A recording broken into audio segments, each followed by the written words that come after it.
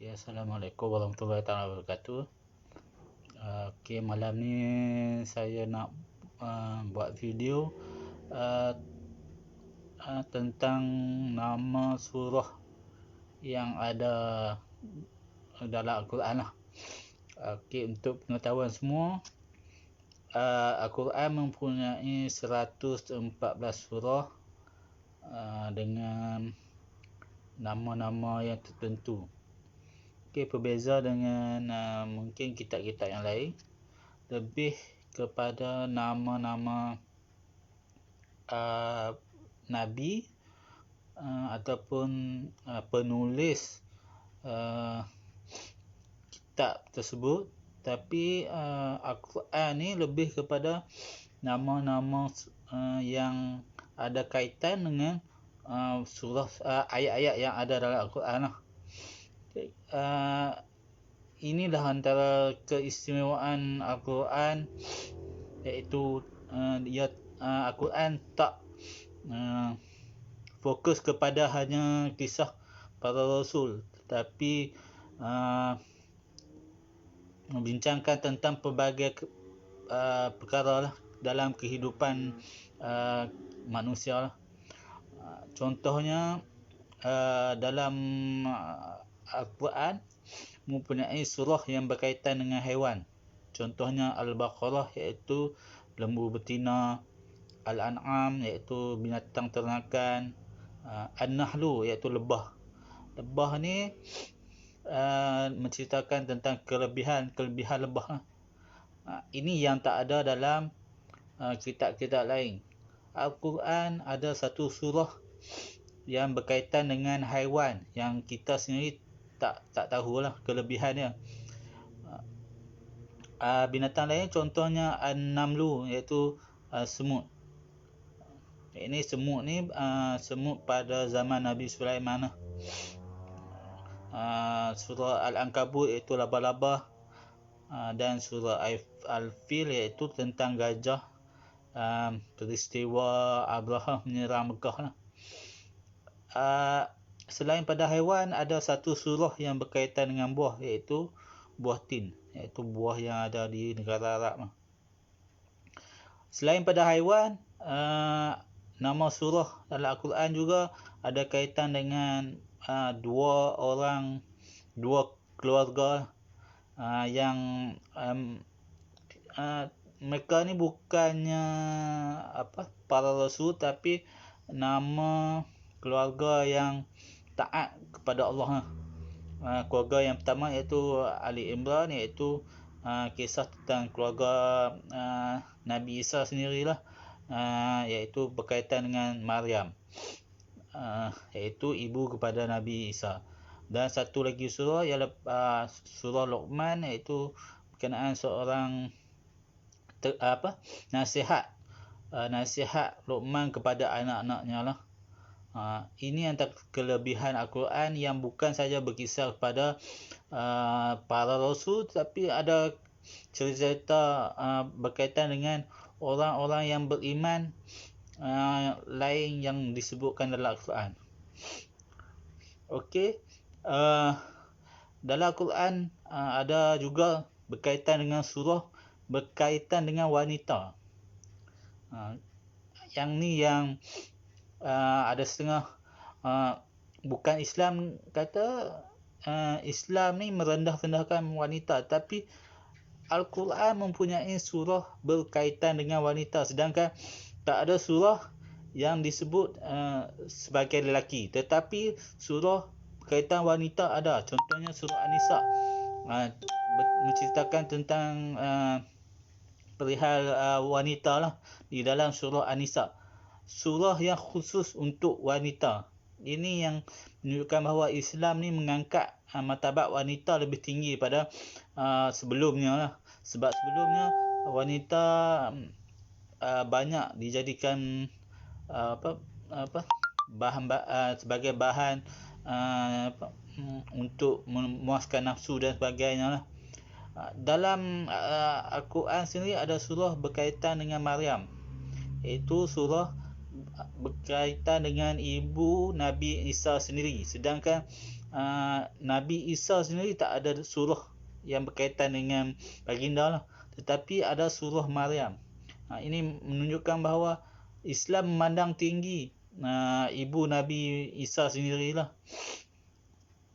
Ada juga surah berkaitan Al-Mujadilah, iaitu perempuan yang merayu, dan Al-Mumtahanah, iaitu perempuan yang diuji. Okey. Dalam Al-Quran bukan sekadar berkaitan manusia, tetapi berkaitan dengan alam semula jadi dan tempat lah. Contohnya adalah berkaitan, ada surah berkaitan dengan Al-Buruj, iaitu berkaitan bintang. Surah Al-Fajr, iaitu menceritakan tentang waktu subuh. Asy-Syams, iaitu berkaitan dengan matahari. Al-Lail, iaitu malam, waktu malam. Al-Duha, iaitu waktu pagi. Dan Al-Falaq, iaitu waktu subuh lah. Selain itu ada menyebut tentang surah Ar-Ra'd, iaitu berkaitan dengan guru. Surah Al-Kahfi ni lebih kepada menceritakan tentang pemuda-pemuda selepas daripada Nabi Isa. Mereka ni beriman dan lari daripada pemerintahan sebab keimanan mereka, dan mereka tinggal dalam gua selama beratus tahun lah. Ini antara kelebihan Al-Quran yang tak ada dalam kitab sebelumnya, sebab kisah ni adalah selepas daripada kisah daripada Nabi Isa sendiri. Ini makna dalam Bible ataupun Alkitab sendiri tak ada kisah tentang Al-Kahfi ni, iaitu pemuda yang lari dan tinggal dalam gua selama beratus tahun. Selain itu ada kisah surah An-Najm, iaitu berkaitan dengan bintang, Al-Qamar, bulan, dan satu surah yang berkaitan dengan masa lah. Ini menunjukkan bahawa masa adalah perkara yang penting dalam Islam lah. Maksudnya kita kena memanfaatkan masa yang telah diberikan. Sebab masa ni kalau kita tertinggal, maksudnya kita dah rugi apa yang kita dah ketinggalan.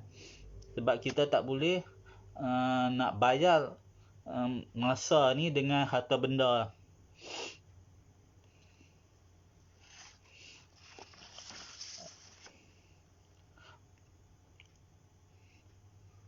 Okey, selain pada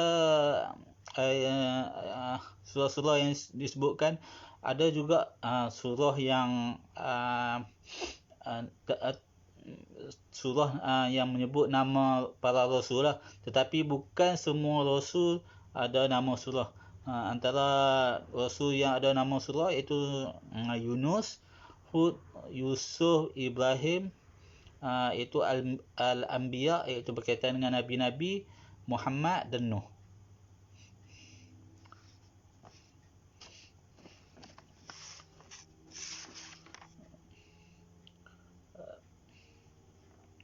Antara nama surah yang lain ialah berkaitan dengan hari kiamat lah.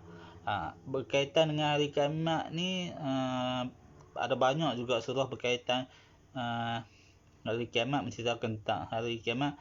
Ini makna bahawa Al-Quran pun bukan saja berkisah kepada apa yang berlaku, apa yang telah berlaku, dan juga apa yang akan berlaku lah.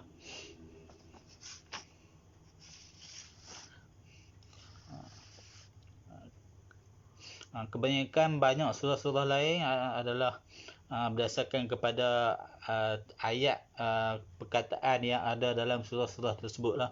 Yang ni lebih umum lah, tak ada pengkhususan lah. Okey, selain pada tentang Nabi, tentang kisah nama haiwan, dalam Al-Quran sendiri ada menceritakan tentang manusia-manusia yang ada lah, makhluk ataupun manusia yang ada. Contoh yang utama ialah menceritakan tentang jin. Jin ni tak pernah disebut dalam Alkitab ataupun Bible, tapi ada disebut dalam Al-Quran. Ini antara perbezaan antara Islam dan Nasrani dan Yahudi lah. Sebab kita orang Islam ada disebut tentang jin. Okay, selain pada makhluk lain selain pada manusia, ada juga tentang manusia-manusia, perangai manusia. Contohnya al-mu'minun, iaitu orang-orang yang beriman. Kisah Rom, iaitu kerajaan, sebuah kerajaan Rom pada zaman Nabi lah, antara Rom dengan Parsi.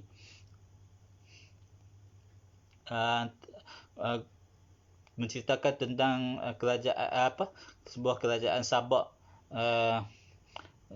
pada zaman Nabi Sulaiman. Ada juga surah Al-Munafiqun, iaitu perangai orang munafik. Al-Insan, iaitu surah berkaitan manusia.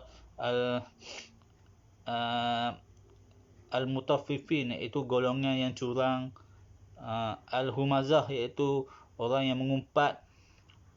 Surah Quraisy, surah Al-Kafirun.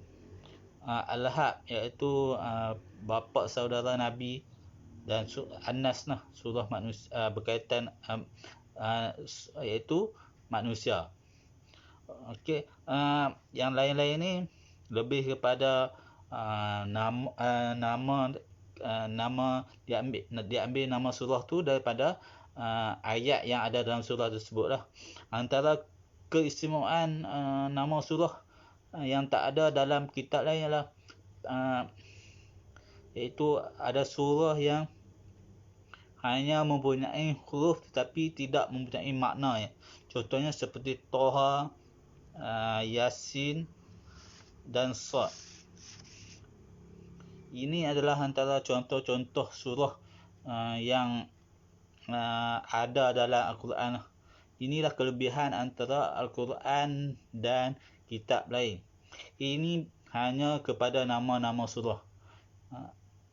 Ini yang kata mukjizat dalam Al-Quran sendiri, iaitu dengan nama-nama sendiri kita boleh nak cari lagi apa sebab surah ni disebut nama-nama tertentu. Yang sebenarnya kalau ikut perbezaan antara Al-Quran dan Alkitab ni ataupun Bible, Al-Quran ni bukan satu kitab berkaitan tentang para rasul, tetapi lebih kepada pelbagai aspek kehidupan manusia sekarang ni lah. Ini yang tak ada dalam Alkitab. Contohnya dalam New Testament sendiri hanya lebih menceritakan tentang perjalanan Nabi Isa alaihissalam lah. Tetapi tak ada kisah-kisah Nabi sebelum Nabi Isa alaihissalam. Tak ada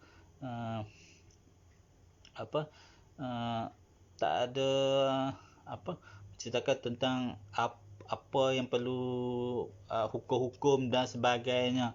Tetapi lebih kepada menceritakan tentang kisah perjalanan Nabi Isa daripada awal sehinggalah beliau baginda disalib seperti dalam Bible lah. Inilah yang membuatkan setengah orang Kristian ni mereka nak memburuk-burukkan Islam, seolah-olah Islam ni bukanlah daripada Allah Subhanahu Taala, tapi hanya rekaan ciptaan Nabi Muhammad SAW. Bagaimana seorang yang buta huruf boleh keluarkan sebuah kitab yang tak khusus kepada hanya satu perkara, tetapi menceritakan pelbagai aspek perkara yang kadang tu ada rahsia yang kita sendiri tak tahu berkaitan dengan ayat-ayat tersebut. Sebab itulah kalau kita nak ceritakan tentang Al-Quran ni memang takkan habis. Sebab ada sahaja yang kita boleh cari gali. Sebab banding dengan itulah agama yang lain, mereka stuck kepada hanya satu-satu cerita saja, tapi mereka tak boleh nak kembangkan ayat-ayat dalam Alkitab lah. Ini hanya berdasarkan kepada Al-Quran saja, belum lagi berkaitan dengan hadis yang pelbagai lagi ayat-ayat yang lebih terperinci. Ini beza Al-Quran dan Alkitab. Al-Quran lebih kepada